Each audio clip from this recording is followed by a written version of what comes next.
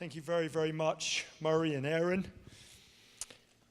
Yay, Ash is all excited because I'm wearing my new Australian boots. So g'day everybody, g'day. How you going? G'day mate. Folks, joining us this weekend is one of my all-time best friends. I met Anthony Feltham-White at university. Anthony, Reverend Anthony Feltham-White, could you come and join me on the platform? I had the joy and privilege of meeting Anthony in probably the third day of university. I forget exactly, but it was certainly in the first week. And I ended up, by the grace of God, being used by the Lord to lead him to Jesus. And he has had an amazing life and life in ministry. He's an Anglican vicar. He's also has been for the last 14 years a chaplain and is now the senior chaplain of the British military special forces. So Anthony is an amazing, amazing man, and God has used him in incredible ways among the military and overseas in multiple tours of duty. And he knows what it's like to live on the edge of losing your life at any moment for years and years and years. And I'm so proud of Anthony. I love him. He's one of my all-time best friends. And, shikabanga. It's amazing. Anthony ended up marrying Kate's best friend from university, Philippa, but we affectionately called Pip. And they didn't know each other while we were at university, although Kate and I began to, get together at university. But we went to different universities. And about, I guess, maybe 2.5 years after our marriage, Anthony was on his way up the motorway with one of our mutual friends, Charlotte, from university, and they weren't together. And they were on their way up, and so they thought, well, let's call in on Duncan and Kate, because our eldest daughter, who was singing this morning, Jess, was 3 days old, and she'd just been born. And so Pip was on her way down from the north of England down to London, and she thought, I'm going to go in and see my best friend Kate's daughter that's just been born, firstborn daughter. So she arrived, and Anthony and Charlotte were already there. And I noticed that when Philippa entered the room, Anthony's face started glowing with the glory of God. And I also noticed that Philippa's face started equally shining with the glory of God. Sure enough, Anthony and Charlotte left, and Philippa stayed for maybe half an hour longer. And the first words out of her mouth as the door clicked as Anthony went out, she whirled around and said, "Wow, he's hot." and she said, "Is Charlotte his girlfriend?" And Kate and I said, "Oh no, he doesn't have a girlfriend." Without hesitation, she reached into her handbag, pulled out a pen and a little note paper, scribbled on it, and said, "Here, that's my number. If Anthony feels the same as I do, tell him to call me and we'll go out on our first date." Now, they've been married for so long and they've got grown-up kids, and it's just amazing. And it's such a privilege and an honor this morning for Kate and I to be just hosting Anthony over the weekend. And he's got medals and all sorts of stuff, so we're really proud of him. Anthony, say hi to everyone and share for a few minutes.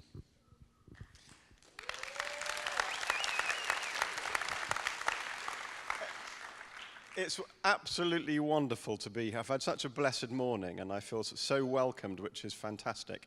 And it's helped offset a little bit of the broken heart that I had when these guys left the United Kingdom.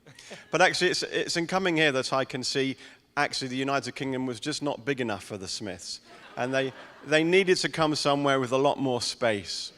I think so. Yes! So we're happy to lend them to you. But it is wonderful to be back. As you've heard from Duncan, you got a little bit of a glimpse of that first time we met at just at that very formative years of our early 20s as we were learning to become adults.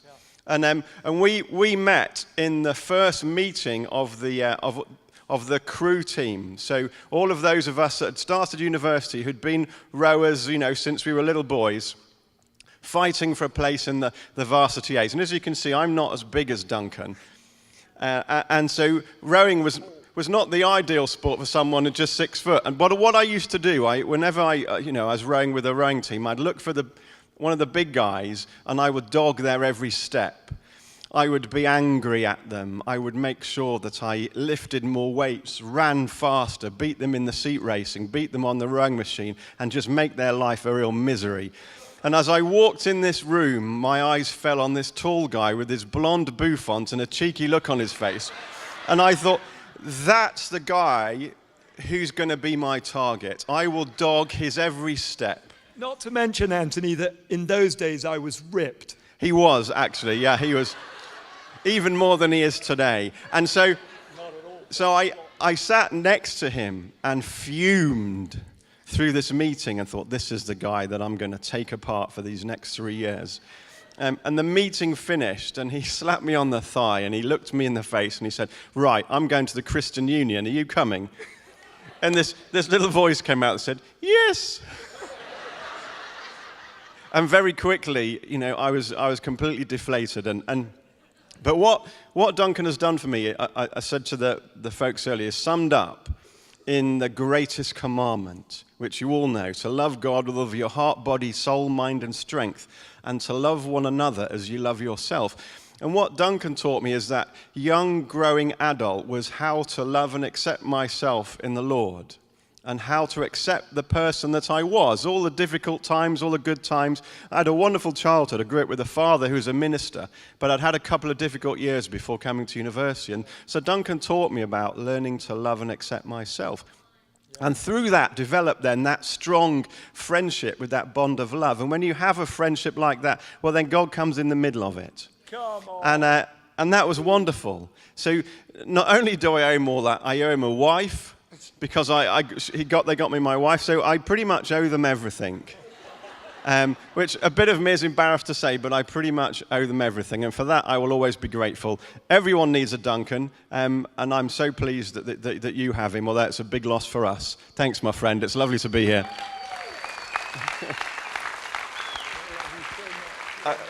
So are you. I'm so proud of you. You know, the saddest thing when you're a military chaplain and you go to a war zone is that you're the one who gathers up the very, very terrible, horrific moments where people's bodies have blown in different directions. And Anthony told me that he's always the one who goes and gets them. They've died. They're blown to pieces. But he gets them in how many pieces they're in. And he brings them so that with dignity and honor, they can go home. And I said, why do you do that? You're the chaplain. He said, because I would never let a 19 and 20-year-old soldier go and have to pick up their best friends. I'm going to go do that for them. And that, Anthony, makes you one of the greatest heroes in my eyes.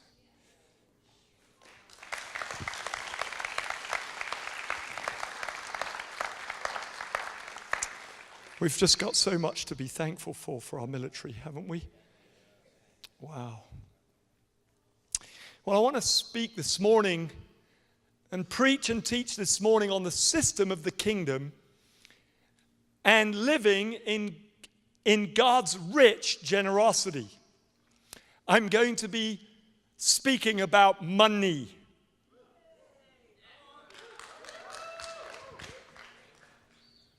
Because our attitude towards money says so much about our hearts.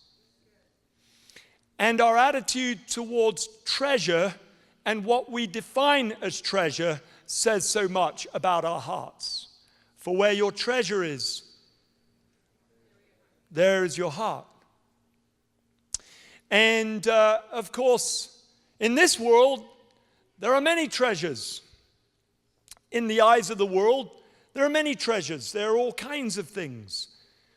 And we use those treasures, we accumulate those treasures as a form of value, of net worth, etc. And we exchange our treasures to gain what is even more treasured to us. And so money is merely a tool for value exchange. But despite the fact that it's a tool, it's amazing how many people's hearts get so bonded to it that they'll do anything for money, which of course makes money their master, because you serve. When you do something for someone, you're literally serving them. And most human beings spend their lives serving money, when in reality, money is a tool, not a treasure. The kingdom of heaven defines what true treasure is, and heaven's definition of treasure is you and me. It's people. God so loved the money in all the world that he sent his son. God so much badly wanted all the land and all the houses and all the cars and all the airplanes and all of the yachts and the vacations that he sent his only beloved son. No, it's not that, is it? God so loved the world. He loved us, that whosoever believes, and he defined the world as people by adding whosoever believes. Clearly, he was not talking about inanimate things that were created, whether it be land or whether it be animals or anything else in all of creation. He was referring to us, because human beings are the only creation that can believe. Shikabanga. And the kingdom has a system. And if we can understand the system, and we can understand that all the elements of the system work together in just the same way as the earthly systems work together, so the heavenly systems work together. For example, the law of gravity works together with the law of aerodynamics. The law of gravity means that things don't go sailing off to Pluto when they take off from the earth. They come back down to earth. But the law of aerodynamics means that we can overcome gravity and we can fly and we can leave the ground, but enough for us in using that system to go somewhere instead of drifting off forever into outer space. And so the law of gravity and the law of aerodynamics are working together. In exactly the same way, heaven has a system. And when you apply the aspects of the system so that they work together in the system, you will be blessed. Everybody say, blessed. All right, turn with me to the book of Luke chapter 16. Luke chapter 16. This passage comes immediately after the story of the lost sheep, the lost coin, and the two lost sons. And I don't think that it's an accident that Luke puts this parable immediately after he has just said in Luke 15 and verse 31, he says to the oldest son, the father says to the oldest son, "Son, you are always with me, and all that I have is yours." And then comes this parable about stewardship. All that's been given to you is yours, yes, but be careful with your stewardship of what belongs to me. And so Jesus says this amazing parable. It's amazing and bewildering all at the same time. And he said also unto his disciples, there was a certain rich man which had a steward, and the same was accused unto him that he had wasted his goods. I'm reading from the King James Version, my favorite version. You just have to self-interpret it as you read it. And he called him and said unto him, how is it that I hear this of thee, of you? That's a self-interpretation right there. Give an account of your stewardship. for you may no longer be steward. Then the steward said to himself, or the manager said to himself, what shall I do? For my Lord has taken away from me the stewardship. I cannot dig. And to beg, I'm ashamed. What in the world am I going to do? Verse 4, I'm resolved what to do, that when I'm put out of the stewardship, they may receive me into their houses. So he called every one of his Lord's debtors to him and said to the first, how much do you owe to my Lord? And he said, 100 measures of oil. And he said, well, come here quickly, take your bill and sit down and write 50. And then he said to another, and how much do you owe? And he said, 100 measures of wheat. And he said to him, take your bill and write 80. And then comes the strangest verse in the Bible, which makes you think, Jesus, have you gone nuts? Then the Lord commanded the unrighteous steward, because he had done wisely. Anybody else been mystified every time they read this?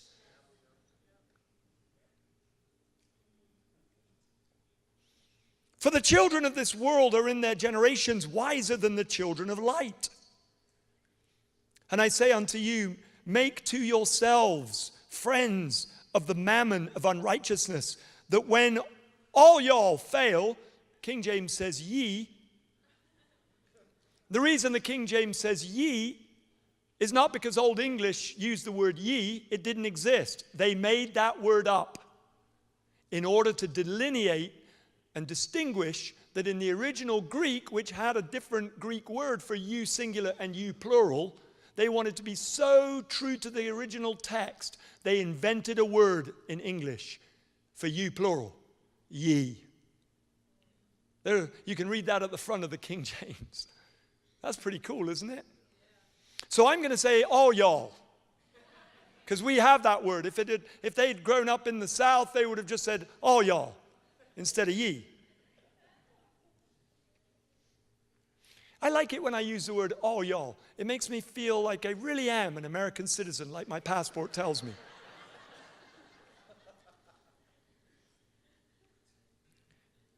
That when all y'all fail, they may receive you, singular, into everlasting houses.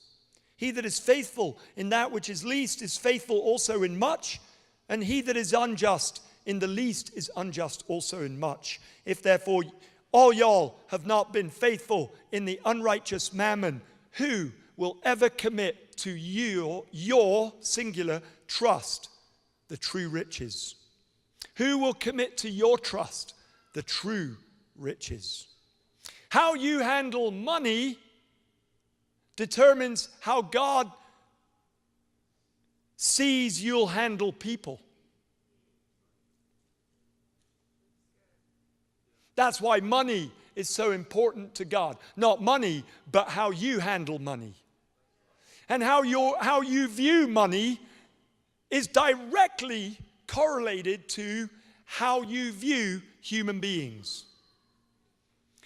And my pastor, John Arnott, who he learned it from another man, a businessman, he always said this to me, Duncan, there's only two types of people in this world. Givers and takers. Which one are you? And how if we're a giver with our money, we'll never be a taker and take advantage of human beings. We'll never use human beings to our end. If we give money, we'll always bless human beings. If we take, if we hoard, if we hold on, we'll always use human beings in an ungodly way to fulfill our ungodly ambitions. How you are with your treasure, what heaven considers the least, which is worldly treasure, is exactly determines how much you will be considered faithful with what belongs to heaven. If therefore you All y'all have not been faithful in the unrighteous mammon. Who will commit to your trust the true riches? And if all y'all have not been faithful in that which is another man's, who, God, wink, wink, who shall give you that which is your own? Heaven will never become your own while ever you're trying to own the world. Heaven will never be yours to keep while you wish to keep the world. No servant can serve two masters, for either he will hate or she will hate the one and love the other, or else he will hold to the one and despise the other. You cannot serve God and mammon. Mammon is the love of money. Money is not evil. It's the love of money that's the root of all evil, according to Jesus. When we set our affections upon money, and here's the thing, everybody, most of us in this room, I would say all of us in this room, one way or another, work. The question is, who do we work for? Which master? If you're conscious of how much you earn, how much you work for, what your salary and your wages are as the first primary thing in your mind, I'm working for $7 an hour. Oh my gosh, my life sucks. I'm working for $10 an hour. Oh my gosh, my life semi-sucks. I'm working for $100 an hour. My life's getting pretty good, but I just wish I could have a little bit more. Even Warren Buffett, the richest man in the world, or one of, when interviewed and asked, Mr. Buffett, you've got so much wealth, so much money, how much is enough money? And he famously paused and he said, just a little bit more. The reality is, everybody, if you work for money, money's your master. If you work for money, if you work at McDonald's because you're working for money, McDonald's is not your master, money is your master. And the thing about money is that money makes a terrible master, but it makes a great servant. And our life in the kingdom is about learning to put money to task and make money work for us. So why don't you just make a decision in your heart this morning that you're firing money as your master, and that from now on money will work for you. Mammon is under your feet. It's under my highly good-looking Australian boots, and I'm walking on top of it all the days of my life. Instead of working for money, tomorrow morning when you go to work, set your heart on working for a new master, joy. If you work for joy, money will chase you. If you chase money, joy will run from you.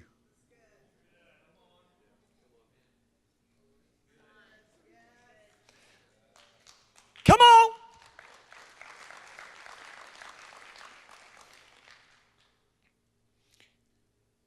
So, I'm going to point out 4 keys, and they work together. It's a system, everybody. If you try to take one part of the system doesn't work as well. Or rather, it's not that the system's not working as well, it's that you're posturing yourself in such a way that you're not able to take advantage of the system.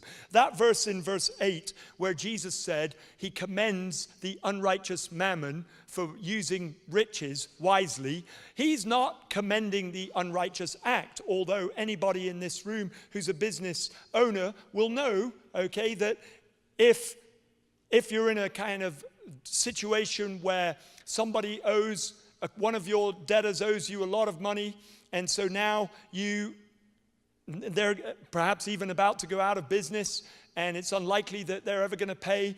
One of the smartest things that you can do is go and knock that bill from 100 down to 50 so that you can at least get 50. That's smart. And so there's an aspect to this in which on appearances it looks like he was being unrighteous, but Jesus is actually saying something really important to us that I never understood until a friend of mine who's in his 60s, maybe even in his 70s now, but when he was in his 60s, he opened my eyes to this, and he has 3 airplanes. He's that successful. I feel like how many airplanes you have is a kind of good measure of your success in life. And this man said to me, have you ever thought about the parable of the unrighteous steward? And I said, yes, many times. I read my Bible through in the year from cover to cover every year.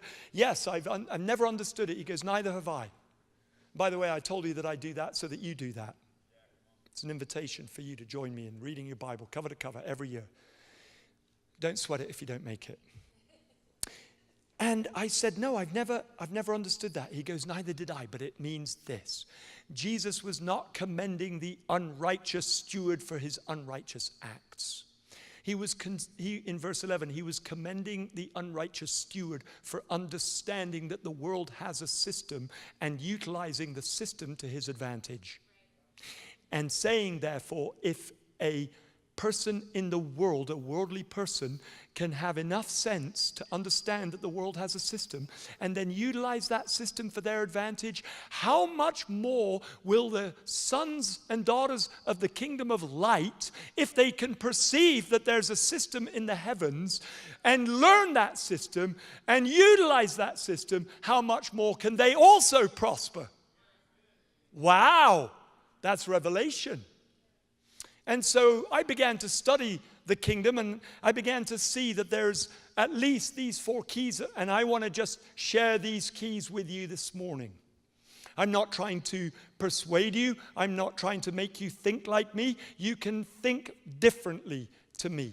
I'm just telling you I've discovered that this system of the kingdom, these aspects, when put together, will cause your life to take off in unprecedented blessing. Here's the thing. In exactly the same way that a person of the world can either or not utilize the system and either be blessed or not be blessed, so in the same way in the kingdom, the sons and daughters of light can either be blessed or not be blessed according to how much they utilize the system of the kingdom. It's a system, everybody. So, these are the 4 things, 4 keys if you're taking notes. If there's maybe 1 or 2 of you out there that are indeed taking notes. The rest of you, it's written upon your hearts. I know that. Number 1, returning. Returning. Number 2, sowing. Number 3, giving. And number 4, lending. And if you'll enter into the operation and allow the operation of those 4 things, those 4 dynamics, those 4 principles, those 4 laws to begin to work in your life, you will see that the system of the kingdom will begin to cause you to prosper in the most remarkable way. Let's look at number 1. Number 1, returning. What do we return? What's returning? We return the tithe. We return the tithe, everybody. The tithe is the first of the first fruits. The tithe is 1/10. That's what the word tithe means, 1/10. And I'm very well aware, trust me, that there are many Christians, pastors, business leaders, mums at home, dads at home, you name it, Christians all over the world. There are some, perhaps even many, who say we don't believe in tithing. Because tithing is an old covenant principle.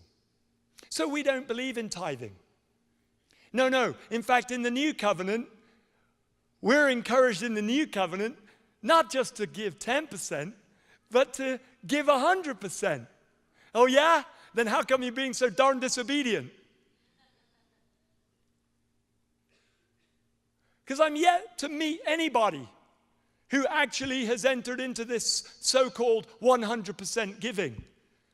Well, you say, what do you mean 100%? I'm talking about physically taking 100% of everything that comes into your bank account every month and taking 100% of it and giving it to the Lord.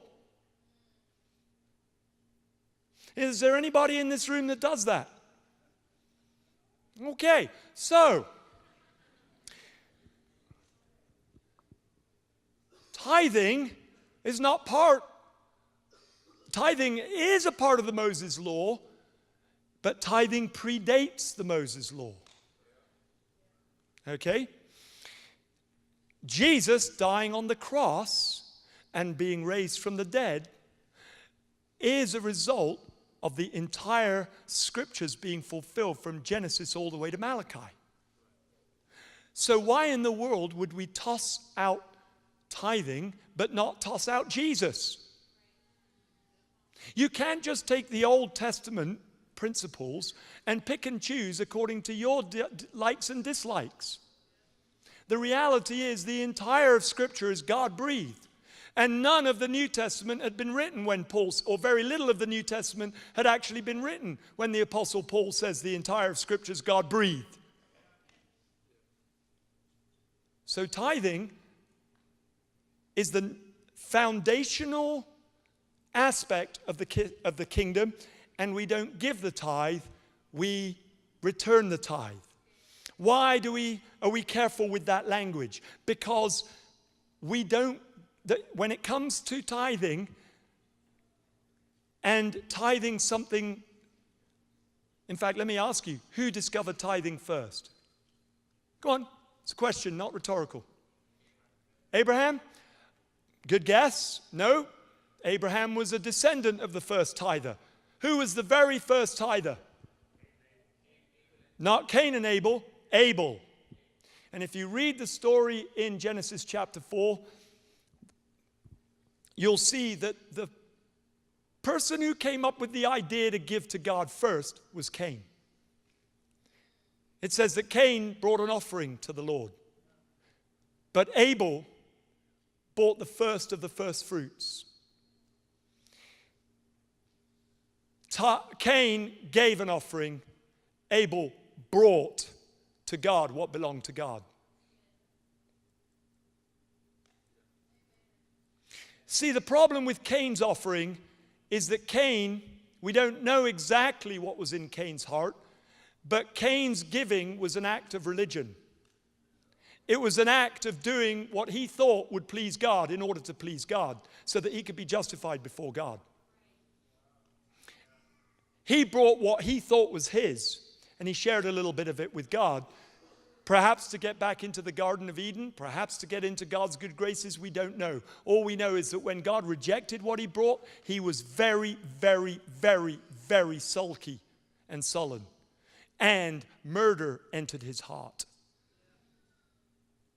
Which tells us that his motives for giving were for himself and not to bless God.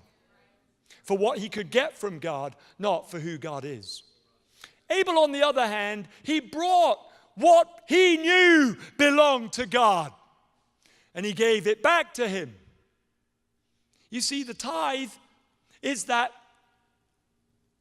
way in which we communicate to the invisible God that I understand by returning a tenth of what's been given to me, I'm actually returning to you what belongs to you. And then God is able to take the 90% of what belongs to him that you're left with and make that stretch and be blessed far more than if that 100% was yours. God's able to take the 90% left over that's his and multiply your blessings beyond your wildest imagination. We don't give the tithe, everybody.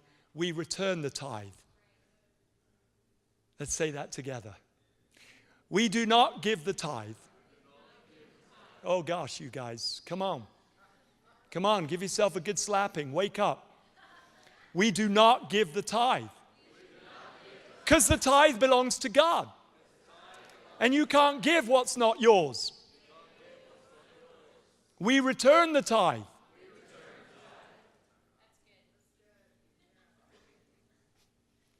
And it's the first of the first fruits. That means it's the very first thing that you do when you receive something. You set aside 1/10 because it belongs to the Lord. All that was given you belongs to the Lord. You set aside 1/10 and God says, he's got it, she's got it. Now I know that they understand everything that's left is mine as well. Okay, I'll give them a blank checkbook now because I can trust them with my treasure. Shaka banga. And the first of the first, I have people coming up to me and saying, Pastor, I don't know, I'm just getting into tithing and I just don't know whether, should I be tithing the net or the gross? Well, first of all, it depends on whether you want to make the government higher than God. And if you'd like God to be higher than the government, then treat God Well, by giving back to him what belongs to him, and then give the government what belongs to the government. And secondly, I think it really just depends on whether you'd like to be blessed out of the net or blessed out of the gross. You know what? This is the spirit of stupid, that question. It actually shows that we don't even understand what the tithe is, because we're still thinking that we're giving. And we want to be cute and give after we've paid our taxes.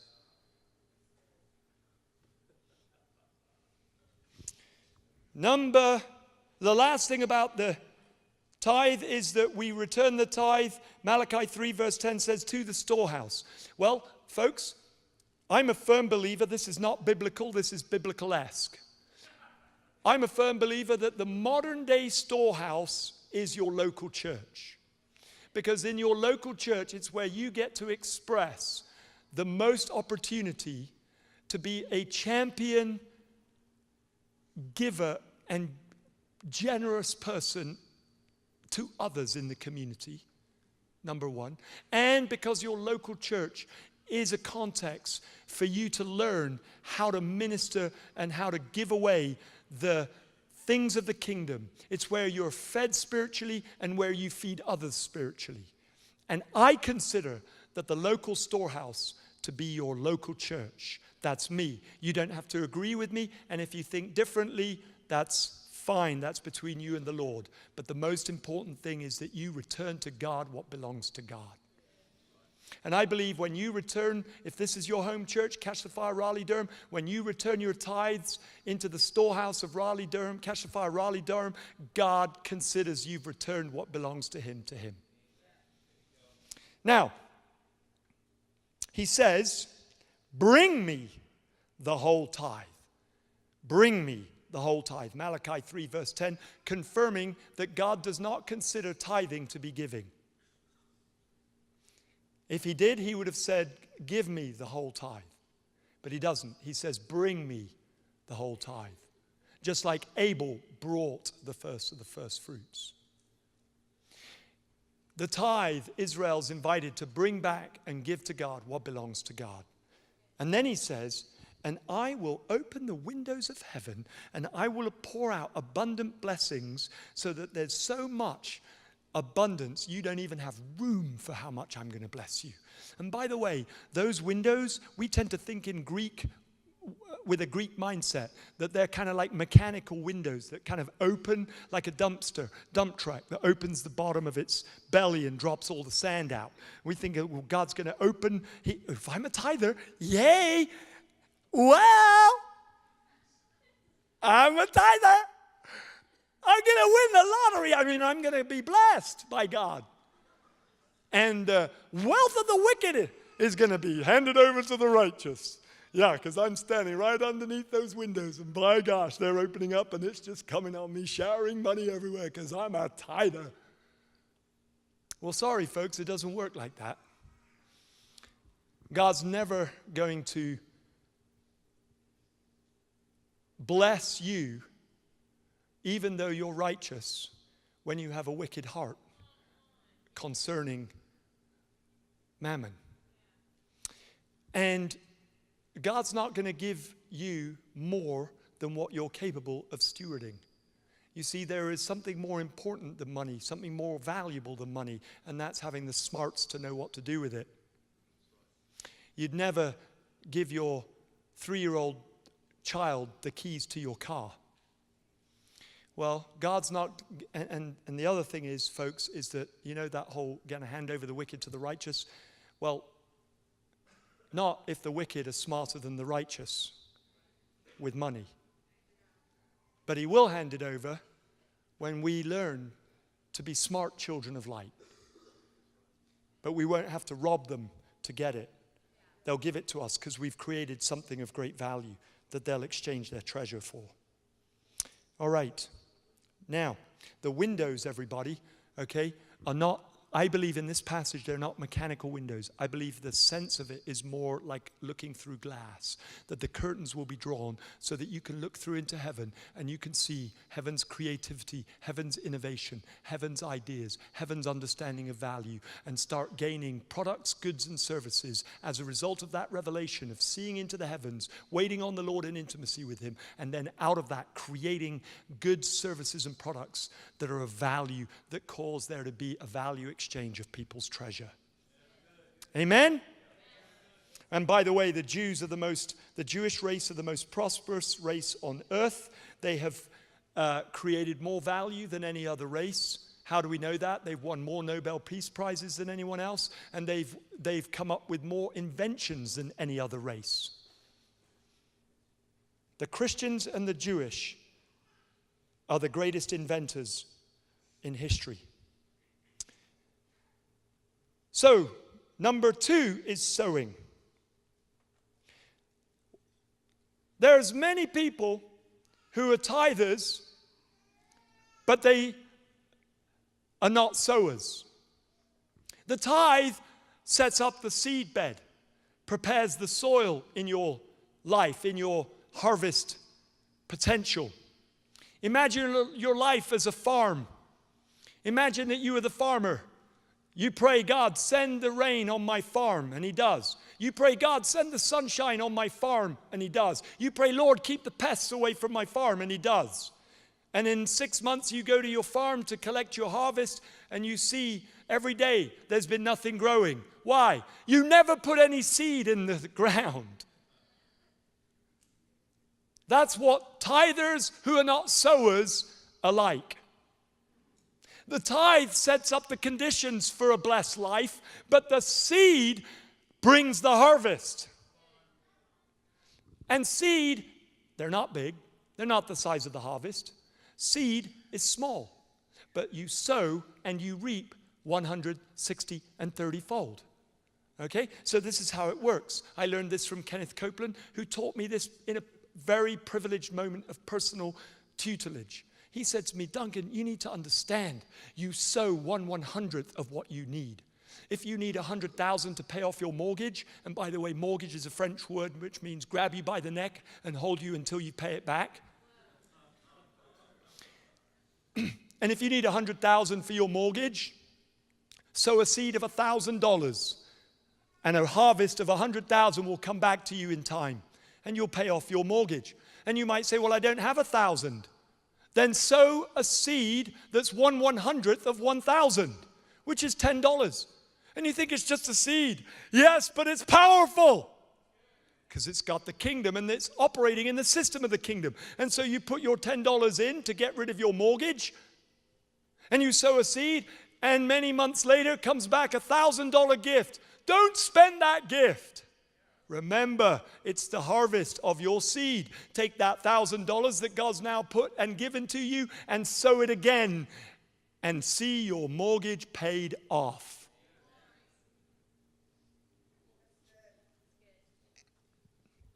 You need a car? Sow a seed into somebody else's car fund. All right, number 3 is give. And by the way, the scriptures for sowing is Luke 6:38. 2 Corinthians 9:6. Luke 6:38 is pressed down, shaken together, poured in your lap. 2 Corinthians 9:6 is sow bountifully, you reap bountifully. Galatians 6:7, you reap what you sow. Sow generously, you reap generously. Sow stingily, and you reap stingily. Number 3 is give. What's the difference between sowing and giving? Very simple. When you sow, Kenneth Copeland taught me this, when you sow, it's not the money that's the seed. When you sow, it's the faith that you have that the harvest will come back. That's the seed. Okay? Your faith is the seed. Now, when it comes to giving, you're not giving to gain a harvest. When you sow, you're sowing intentionally to gain a harvest, and God's pleased with that because faith pleases him. But when you give, you are not in any shape or other in any place of faith for a harvest. You're giving to be like God. You're giving generously with no desire for anything back. And you give to the poor, and you give to widows, and you give to orphans, you give to people that will never pay you back. Why? Because you want to be like God. And you do it primarily in secret. Proverbs 19 verse 17 says, give to the poor. He who gives to the poor lends to the Lord, and he will repay him. Which, by the way, leads me to my fourth point, that lending is a good thing under certain circumstances. It's part of the system of the kingdom. Number 4 is lend. Say that with me. Number 4 is lend. Lending is a very, very special thing in certain circumstances. Number 1, we're to lend without interest. Psalm 112 verse 5 says that a good man or woman has favor and lends and guides their affairs with discretion. Psalm 15 verse 5 says that those who lend without interest will never be shaken.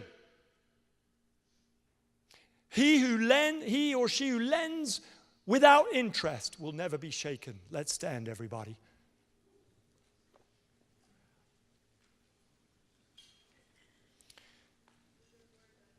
Thank you very much. It's the system of the kingdom, everybody. They all work together. You can't just approach it and say, well, I'm a tither and that's it, and expect to be outrageously wealthy. You can't be a sower and not a tither and expect to be outrageously wealthy. That's like taking your seed and sowing it into rock. And you mustn't walk around going, I'm not going to lend to anybody. Borrowing's evil, I've always been told. Don't go into debt. Hold on. If God is willing to borrow from you, Proverbs 19:17, when you give to the poor, you lend to the Lord, he says, and I will repay you. If God borrows from you, how much more is he okay with you borrowing, lending to others from time to time, given the right circumstances? And here's the reason why lending in certain circumstances is important. Number 1, lending in the right circumstances without interest protects the esteem of the one that you're lending to. There are certain people, if you were to give benevolently, it would ruin their esteem. But when you offer to lend them money, they grow up on the inside. Why? Because you are communicating trust. You're bestowing trust. I trust you that you are going to be faithful and that you're going to give back to me what I've lent you. So first, esteem. Second, communicates and builds trust. Third, teaches responsibility. Because now they have to be responsible to get it back. And number 4, everybody, when you lend knowing they may never pay you back. And leave that with God, because God says to you, am I not rich? Am I not able to give you so much more than they've not paid you back? It's all about, all of these things, all 4 principles is all about how big's your God? How big's your daddy? Who's your daddy? Whose son are you? How big's your God? If you want to give yourself this morning to learning and understanding the system of the kingdom, I want you to step out of your seats unashamed and just come up to the front. We want to just give ourselves to the Lord this morning.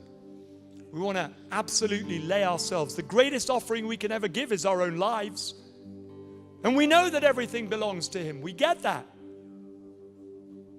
But sometimes we know things, but we don't act on what we know. This is a call to take action. Why? Because I want you to be blessed. I want this to be a community of radically generous, smart, wise children of God, sons and daughters of God that are living in the blessings of God. So the first thing that we're going to do is we're going to repent for any wrong relationship that we have with money. And I want you just to close your eyes in this moment and tell God, for those of you that have been loving money without realizing, how do you know you love money? Well, because you're working hard for it. You're doing everything it tells you. Secondly, I want you to know, everybody, that every single person that you work for those of you who work for somebody, there was a somebody in that company that bravely stepped out in faith, even if they didn't know Jesus. And they started the company that you work for. They're trusting that they'll be successful enough to pay your salary and your wages. So why don't you start blessing your business owner that you work for, whether they know Jesus or not? And just ask God right now, just go ahead, just do business with God. Ask His forgiveness for any wrong relationship you've had with money, wrong attitudes you've had with money. Just begin to start to ask God to give you a phenomenal, obedient heart. Ask God to give you a phenomenal, obedient heart. Returning to God what belongs to God is an act of obedience as well as revelation, and it prevents you from being someone who steals from God. And ask God not only to give you a heart of obedience in returning what belongs to Him, but ask Him to give you a heart of faith and a heart of stewardship and a heart of generosity, and a person who deals with their affairs with discretion, because you have favor upon your life.